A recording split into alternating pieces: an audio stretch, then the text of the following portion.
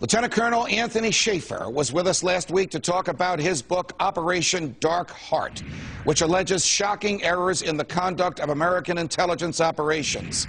Now the colonel is going even further, alleging a cover-up at the highest levels of our government surrounding 9/11.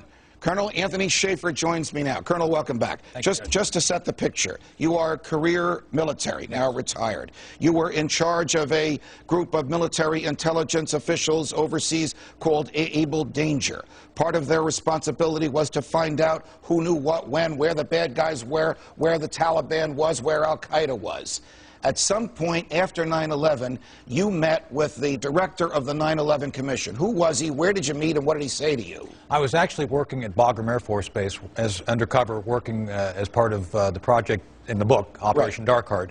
I met Dr. Philip Zelikow in mid-October 2003. Okay. During that session, I disclosed the existence of Able Danger plus another operation which related to Able Danger directly, which was going to be the real mission for my unit to go in and do some things to the Al-Qaeda threat that we identified. Philip Zelikow, Dr. Zelikow, now a professor at the University of Virginia, at the time was the staff director for the 9/11 Commission, right? We are after 9/11 in the story you're telling me. Right. Zelikow and his team are in Iraq interrogating you and others about what you knew, when you knew it, and whether you're going to tell this to the 9/11 Commission. He was in Afghanistan, Judge. Okay, Afghanistan. Bagram, and yes, he was. Okay, go ahead. And the idea was that they were on this fact-finding mission trying to figure out what intelligence was available to help fill in the missing gaps relating to the failures before 9/11.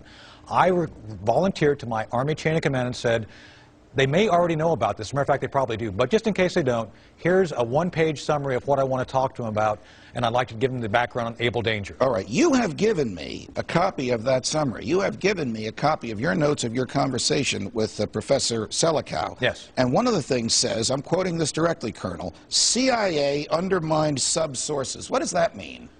This is where we're in a gray area by the fact the Pentagon, I've testified to this fact, and now the Pentagon's pulled it back out, which you need to ask, why would the Pentagon pull something out which is now 10 years old, which was actually my original testimony? What is it?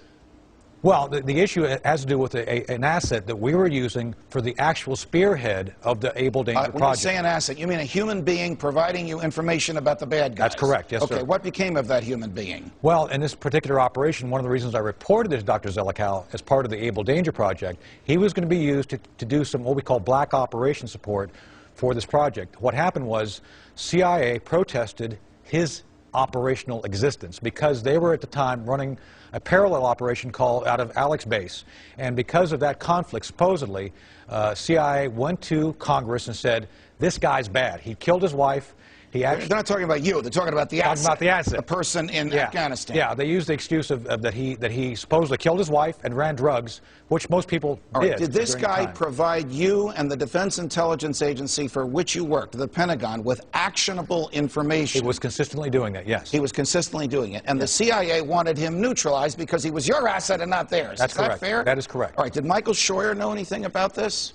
Judge, I honestly don't know. I know that during the Able Danger ramp-up, I met with, I'll just call him David, who was the CIA rep to Special Operations Command, where I briefed him on Able Danger and said, we want access to what we were aware of Alex Base and what they were doing.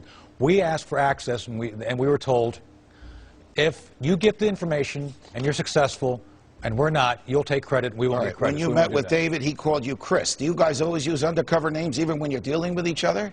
No. Not normally. Okay, but sometimes you do. Sometimes. Okay, now, when you came back to the United States and wanted to tell the 9/11 Commission that the CIA had squelched you from dealing with this asset, this human being, what happened? Well, it was like the Twilight Zone. After the initial disclosure, Dr. Zelikow came to me at the end of the meeting, gave me his card and said, what you said today is critically important, very important. Please come see me when we return to Washington, D.C.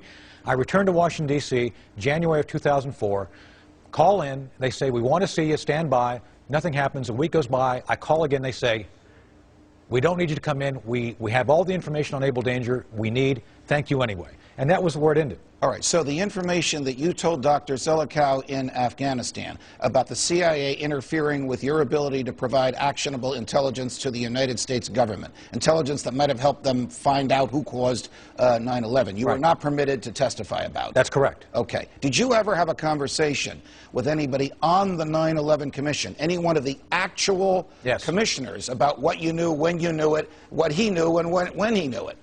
In September of 2005, I met with one of the members of the 9/11 Commission in Philadelphia. I had a lunch with him, and during this lunch, I provided to him all the background that we're talking about now and in greater detail.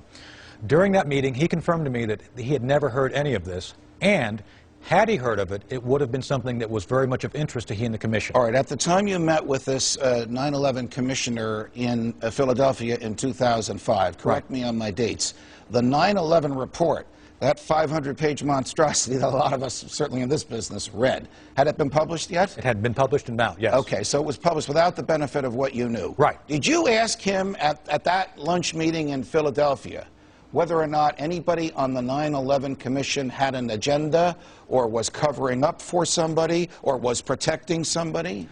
The essence I received, and I asked that question directly about what the nature was of why they did, what was the focus of the Commission.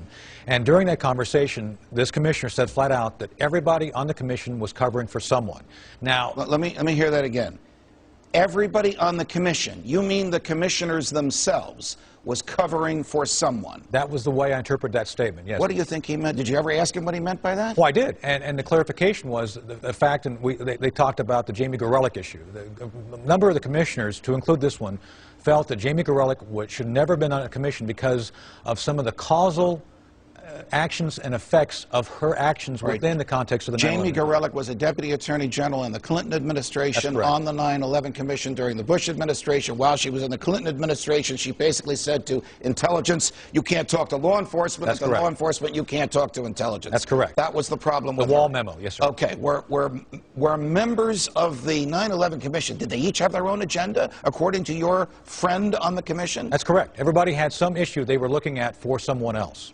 Wow. So there's a lot of things that never made it in that 9/11 report. Judge, that is the bottom line, and I think it's been revealed over and over for the past 2 years that things were either by negligence left out or, and I believe, by purpose left out. All right, switching gears before I go to Michael Scheuer, who's standing by listening to the conversation you and I are having.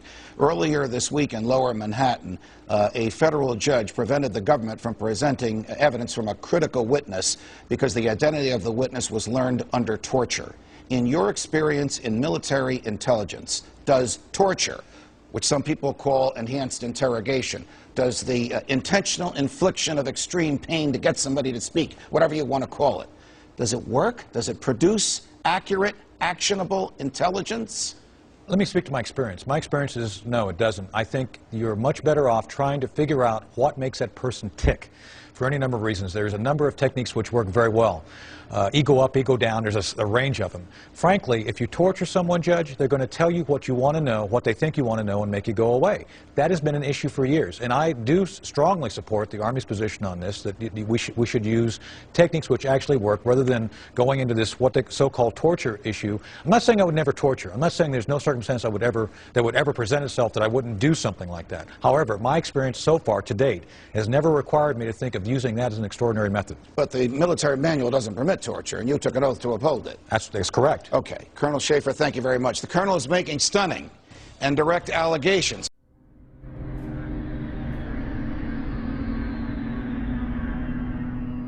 Now I guess we can safely say that there were people within the FBI and other agencies who actively protected and aided the alleged terrorists. With all the resources available to U.S. intelligence, you would think that someone within would have detected something. Well, one did. The Black Operation Program Able Danger identified the hijackers prior to 9/11, but the FBI wasn't interested. Lieutenant Colonel Anthony Schaffer, an intelligence officer inside Able Danger, tried to blow the whistle several times. Was the commission that investigated the 9/11 attacks told that lead hijacker Mohammed Atta had been identified and as al-Qaeda operative more than a year before terrorists struck? I'm told confidently by the person who did move the material over, that the 9/11 Commission received 2 briefcase-size containers of documents. I can tell you for a fact that would not be 1/20th of the information that Able Danger consisted of during the time we spent. Schaffer would also meet with Philip Zelikow, the executive director of the 9/11 Commission. What did Schaffer tell Zelikow? And I'm quoting how I remember saying it. We found, as part of the data run, we found 2 of the 3 cells which conducted the 9/11 attacks, to include Atta. Schaffer says his unit linked Atta to al-Qaeda leaders, but would not provide any specifics. As to what he did with the information he had, we attempted to, first off, use it operationally. The lawyer said you can't do that. They're considered U.S. persons. Therefore, at that point in time, we made a determination as a team that we should move this information to the FBI. But he says beginning in September 2000, 3 meetings he set up with the FBI were each canceled by military lawyers. Despite all of this, the 9/11 Commission would deny it any significance and not include it in the report. Leaving a project targeting al-Qaeda as a global threat a year before we're attacked by al-Qaeda is equivalent to having an investigation of Pearl Harbor and leaving somehow out the Japanese. Schaffer and his team tried to stop the hijackers prior to 9/11, but were blocked. Later, the military would begin a smear campaign against them in order to discredit their findings. A Pennsylvania congressman says there's a smear campaign going on inside the Pentagon, and he wants the defense chief to get to the bottom of it. Republican Congressman Kurt Weldon says Pentagon officials are trying to ruin one of their own who's gone public about a top-secret military intel unit. Lieutenant Colonel Tony Schaffer, who was the first member of Able Danger to go public, has now been told in writing by the Defense Intelligence Agency that he can't speak to members of Congress or their staff without prior approval. And now a security clearance, which allowed him to deal with classified information, has been pulled. The congressman says Schaffer has been gagged, punished for speaking up. It's obvious to me this is a clear attempt to silence this guy, but now even more than to silence him, to ruin him as a person and a military officer. I've talked to all the Able Danger players, and they all agree this is a witch hunt against Tony. It's wrong, it's un-American, it's unacceptable. Pentagon reportedly does not want the public to hear next week's Senate testimony about the former secret intelligence unit known as Able Danger.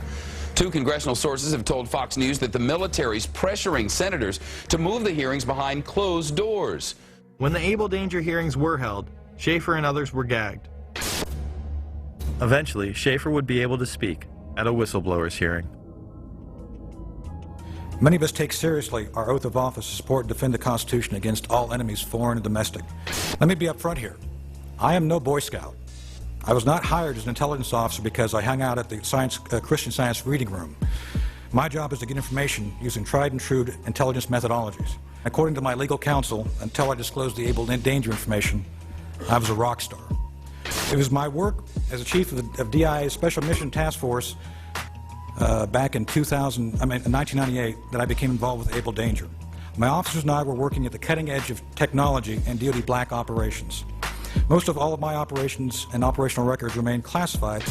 With all this evidence, why did the 9/11 Commission and Pentagon suppress valuable information about the hijackers' activities leading up to the attacks?